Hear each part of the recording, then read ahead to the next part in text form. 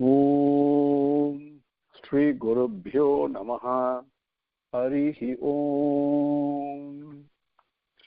Sumukascha Ekadantascha Kapilo Gajakarnakaha Lambodharascha Vikato Vignarajo Vinayakaha Dhumaketur Ganadhyakshaha Palachandro Gajananaha Vakratundaha Surpakarno Herambaha Skandapurvajaha Shuklam Bharadaram Vishtum Sasivarnam Chaturbhujam Vasannavadanam Dhyayet Sarvavignopasantaye Yasyat Varadavakradhya Parishadhya Parasatam Vignam Nidhanti Sasatam Vishwaksenam Tavastraye Guru Brahma Guru Vishnu Guru Devo Maheswara Guru Sakshat Parabrahma Tasmai Shri Gurave Namaha Satchidananda Rupaya Krishnaya Aklishtakarine Namo Vedanta Vedhyaya Gurave Buddhisakshine Krishna Dvaipaya Namjasam Sarvabhuta Hiteratam Vedabcha Bhaskaram Vande Samadhi Nilayam Munim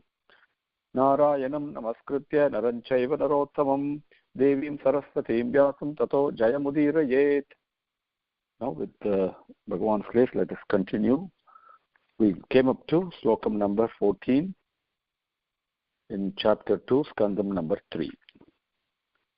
And in Slokam 14, Bhagavan is describing to Vidura how the various women of Braja stood absolutely transfixed, forgetting to complete their domestic chores, as their minds were entirely drawn by their eyes that pursued his loving smile, his sportive actions, and entertaining glances of this Avatara Purushan. Now we go to Slokam number 15. Just the way you take a piece of log of wood, how the fire is immanent in it, right? That manifests out of that log of wood.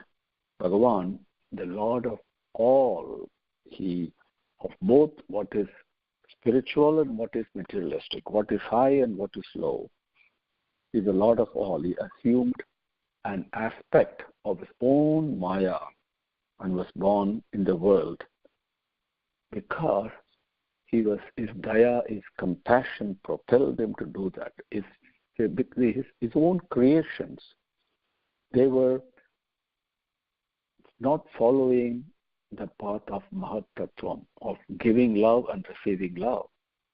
And they were the fierce qualities, people with fierce qualities were persecuting the people with sattvic qualities.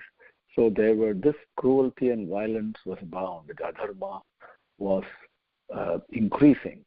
So Bhagavan took his form out of his own aspect of his own Maya, the Yoga Maya, even though he is a Lord of high as well as the low, the spiritual as well as the materialistic, in order to give succor and demonstrate the righteous path, the path of selfless love. Sashanta Rupeshu Itaraihi Sarupaihi Abhyadya Maneshu Anukampita Atma Para Avara Isaha Bhagat Amsa Yuktaha Hi Ajaha Api Jataha Bhagavan Yatha Agnihi Sashanta Rupeshu Itaraihi Sarupaihi Abhyadya Maneshu Anukampita Atma Para Avara Isaha Bhagat Amsa Yuktaha Hi Ajara Api Jataha Bhagavan Yatha Agnihi. Swashanta Rupeshu, the peaceful devotees of his, to protect them, the loving ones, the ones who were sattvic in nature, yearning for Bhagavan all the time. Swashanta Rupeshu. Itaraihi, also others who were not so inclined in the path of bhakti. And Sarupaihi, they were all conducting themselves according to their own modes of nature. Rajasic, Tamasic, Sattvic, whichever one was dominant, they were conducting themselves according to that. Abhyardya Maneshu, because the Rajasic quality, the Tamasic quality, the Asuric nature, the so-called violent, evil, cruel impulses, and they do cause harm to people who are sattvic and who are gentle by nature, right? And abhyardhyamaneshu means being harassed by, being harmed by. When this was taking place, Anukampita Atma is the Lord Karunasagara, as we say. Anukampita Atma. Anukampita means how a mother showers love, the compassion and the care and the vatsalyam, as we call it, towards all her children. Now, regardless of whether a child is cruel or whether the child is soft-hearted, very loving, the mother's love toward the children does not change. That is Anukampai. That Bhagavan is a divine mother. Anukampita Atma, that Karuna Sagara, out of his selfless love, which is its nature. Para Avara Isaha. Para means supreme. That is spirituality. Avara means materialistic world. So, Isaha, the Lord of both. Mahat Amsa Yuktaha.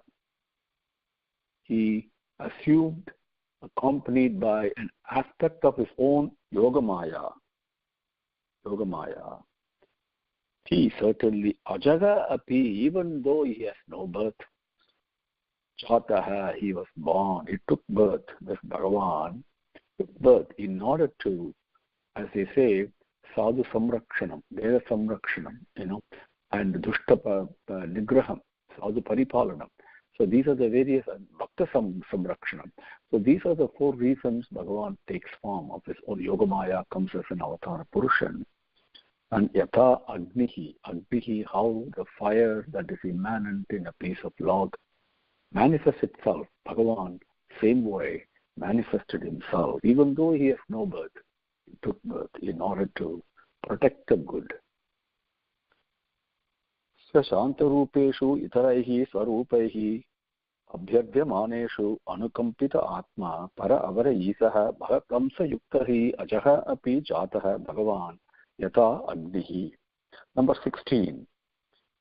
Then Uddhava continues, even I am really puzzled and wonderstruck to find how he, the unborn, omnipotent, so powerful, and he, how come he took a birth in a prison of all places, in a prison cell in which Vasudeva was imprisoned, and then how he should hide himself from Kamsa.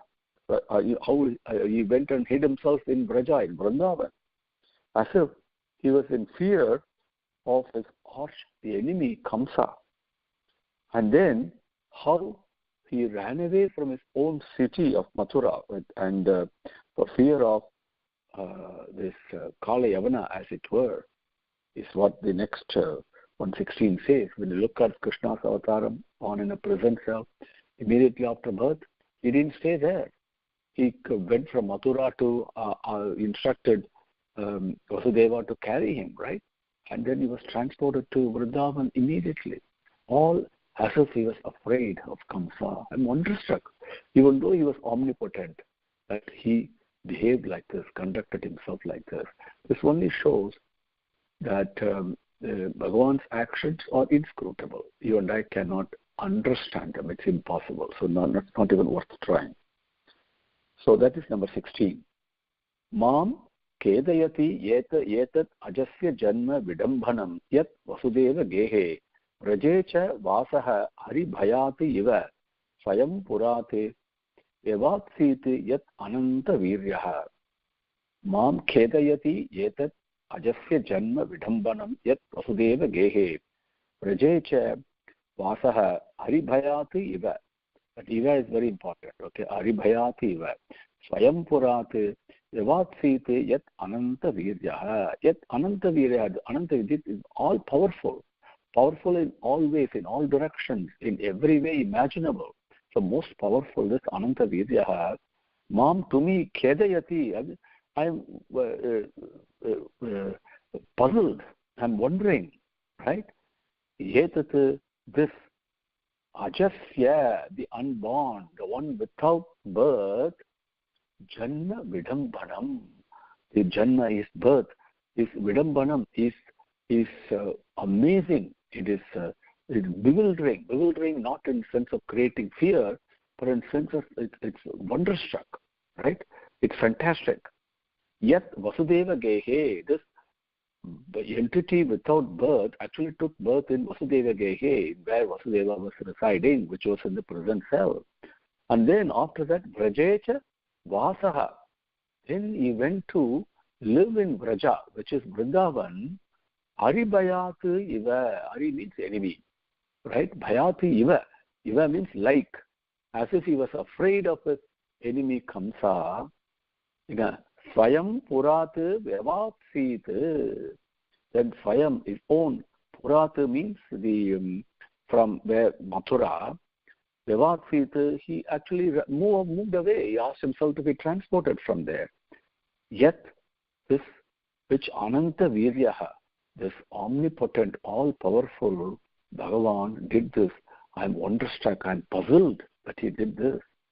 Mam Kedayati Yetat Ajasya Janma Vidambanam Yat Vasudeva Gehe Rajecha Vasaha Ari Bhayati Iva Swayam Purate Vyavaksit Yat Ananta Viryaha. Number 17. Deva continues, I feel very pained, he says, Vidura. I feel very pained at heart, when I think of him making his obeisance to Namaskaram and worship to his parents and apologizing to them by saying, oh father, my dear mother, owing to the fear of Kamsa, we have been forced to be ungrateful to you by not doing our duties. And towards you, please pardon us for the same, is what he was telling, because Vasudeva and Devaki were left alone while Krishna was in Vrindavan. Till the time came for him to kill Kamsa, and after that he went and took care of Vasudeva and Devaki. So this is a beautiful way Uddhava is relating. I'm really pained in my heart that Krishna had to do this. He did Namaskaram and he apologized to his parents because for the fear of Kamsa, I'm not able to do my duties to protect you. And that is number 17. Dunoti chetah smaratah mama yetat yat aha padau abhivandhya pitroho tata amba kamsat guru sankitanam prasidattam nah akruta nishkrutinam. Dunoti chetah smaratah mama yetat yat aha padau abhivandhya pitroho tata amba kamsatu guru sankitanam prasidattam naha akruta nishkrutinam. Dunoti chetah smarataha. Dunoti, it gives me great pain. The Buddha is saying, chetah in my heart, smarataha, while recalling, while thinking, while remembering, mama, my, okay, yetat yet aha padav, yetat thus, yet when aha said, who this Krishna said, pada abhivandhya pitroho, abhivadanam, we say abhivan, to give obeisance to, respect to, and to worship, right? And pitroho, to his parents, there to their feet, he did worship. And then he spoke, aha, he spoke. What did he say? Tata, my dear father, Amba, my dear mother, Kamsat, this Kamsas, Guru Sankitanam. As if the Guru means great, and Sankitanam, because people who are afraid of Sankitana means of those people who are afraid, Prasidatam Naha, Prasidatam, be kind of apologize, please forgive, please bear this. Naha, our Akruta, not carrying out Nishkrutinam, our duties to serve you, because of Kamsa and the people who are afraid of him. The fear imposed by him, we are not carried out our duties towards you. Please forgive us. Please bear that. And thinking, recalling, he's saying that I feel very sad and pained in my heart. That's what Uddhava says.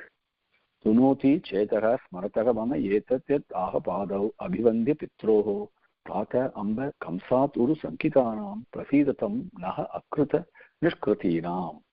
Number 18.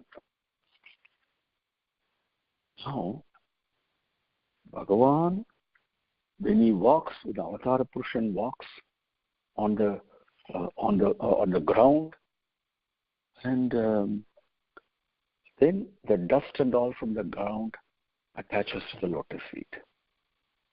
Whoever has had the blessing to smell the fragrance of the dust of his lotus feet, how can he forget him? Impossible. Impossible. Because these are all divine fragrances. And his Bhagavan, by the mere frown of his eyebrows, just by raising his eyebrow, he could relieve the earth of her burden of all the evil men. Just by simple raising his eyebrow, all the evil people can be annihilated. And that Bhagavan, that his lotus feet, the dust on the lotus feet, whoever has been blessed to even smell the fragrance of the dust of the lotus feet, which is so divine, how can they forget him? This is what Uddhava says. He has done that. So he is recalling his own experiences. Kova amushya angri saroja renum vismartum isita puman vijigranna yaha visphurat bhru vitapena bhumehe bharam krita antena tiraschakara. Kova amushya angri saroja renum vismartum isita puman vijigranna yaha visphurat bhru vitapena bhumehe bharam krita antena tiraschakara. Kaha, who? Va, and Amushya, Bhagavan, the Lord, Isvara, Angri. Angri means feet. Saroja, the lotus feet. Renum, the dust on the lotus feet. Vismartum, when whoever smelt that fragrance, Vismartum, how can he forget that? Isita, how can he be able to forget it? Not possible. Puman, the men. Vijigranne. Vijigranne saroja renum, saroja angri renum. Vijigranne means smelling. Saroja angri renum, the lotus feet, the dust of the lotus feet. Vijigranne smelling. Vismartum isita. How is it? They may not be able to forget it. How can he forget it? Puman, these people. Yaha who. Visphurat. Visphurat means to lengthen, to become longer, to expand. What is he expanding here? Vispurata bhru vitapena. The bhru means the eyebrow. Vitapena means the eyebrow itself has got hair on it. Each hair is like the eyebrow itself is called the leaves of the eyebrow. Each hair he's talking about. So bhru vitapena vispurata. The hair on the eyebrow, just by lengthening it, which means by raising the eyebrow, as we say colloquially, yahahu, bhumehe bharam, the burden of the earth, of all the evil people, kruta antena, the antena means end, kruta, doing that, annihilating that, tiraschakara, by just by raising the eyebrow, tiraschakara means to execute, to do, to carry out, antena kruta, the end of all the evil people, and thereby relieving bhumehe bharam, the burden of on Mother Earth. Just by raising the eyebrow, he could do that. And just smelling the dust of his lotus feet, who can forget him? Kova amushya angri sarojarenum vismartum isita puman vijigranna yaha vispurat bhru vitapena bhumehe bharam krita antena tiraschakara. Number 19. In 19, Uddhava continues, and he says to Vidura, all of you had seen how at the Rajasuya Yagam performed by Yudhishthira, even Sisupala, the king of the Chedis, the Cheda Desam, king of the Chetadesam, he insulted Krishna at that time. But what happened to him? He attained salvation, he attained mukti.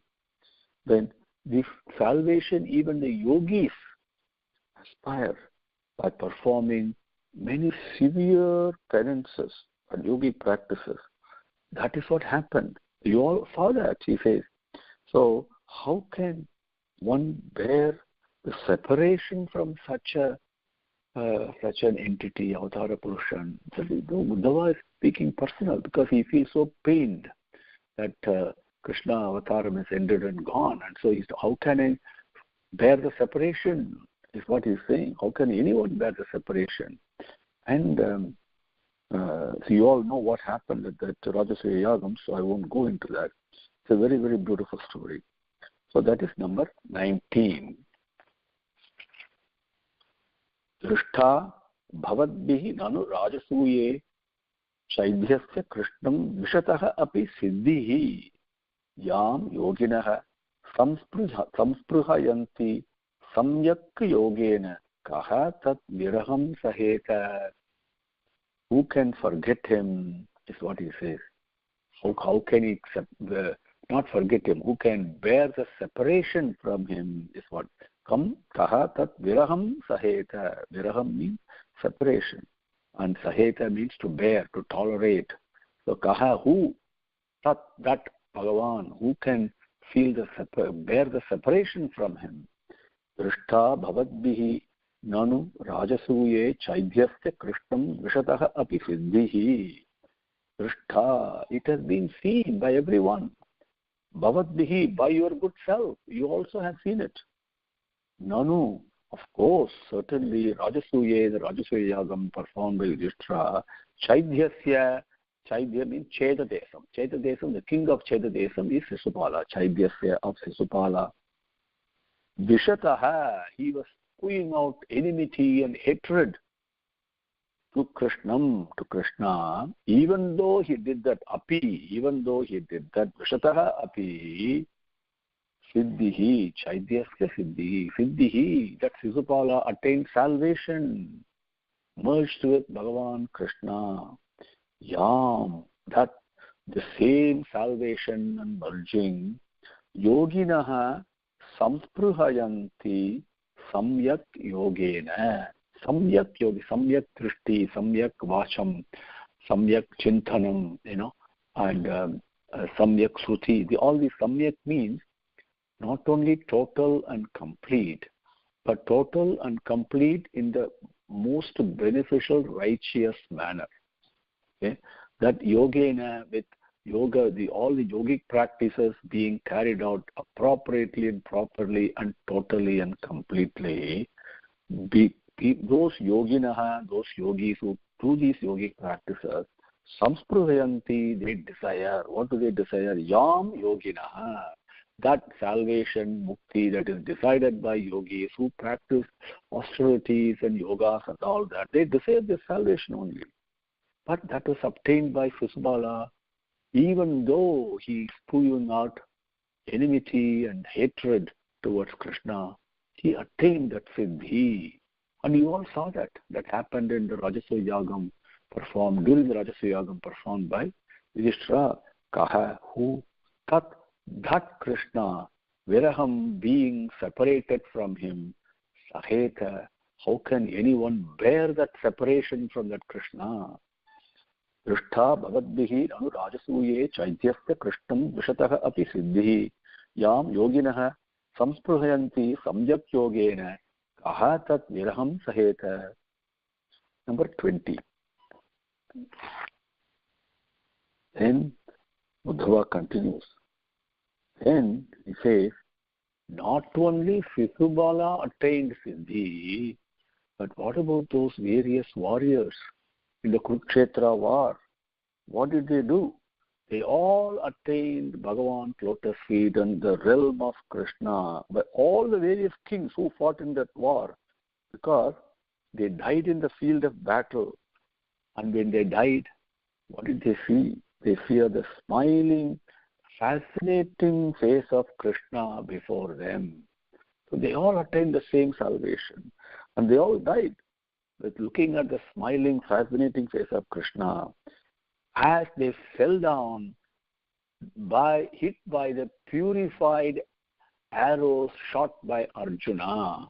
When Arjuna shot, because every mantra, every arrow that Arjuna shot was a purified arrow, because it was accompanied by the power and the sanctity of the mantras. And then those arrows went and killed all these kings, and they fell down. They saw what? Only the smiling and fascinating face of Krishna before them. Therefore, they also attained the same salvation that Sisupala attained the Lotus Feet, merged in Krishna. That is number 20. Tata yevacha anye naraloka viraha yah ahave Krishnamukha aravindam. The lotus face of Krishna. Netraihi pibantaha nayanabhiramam partha astraputaha padam apuhu asya. Tata yevacha anye naraloka viraha yah ahave Krishnamukha aravindam netraihi pibantaha nayanabhiramam partha astraputaha padam apuhu asya. Tata, in the same way, also eva cha and anye, the other naraloka viraha, the various warriors and the kings, yaha, when ahave, in the battlefield, Kurukshetra, Krishnam aravindam mukham, the lotus face of Krishna, netraihi pibantaha, pibantaha means to drink in. Netrahi, with their eyes, they drank in the lotus feet of Krishna, lotus face of Krishna, which was Nayana Abhiramam, which was so Nayana Abhiramam. For our eyes see so many things in this world, but there is a certain sight that when the eyes see, they're extremely attracted. And Nayana Abhiramam is the look at Bhagavan's lotus face is so attractive, and that is the attraction for the eyes.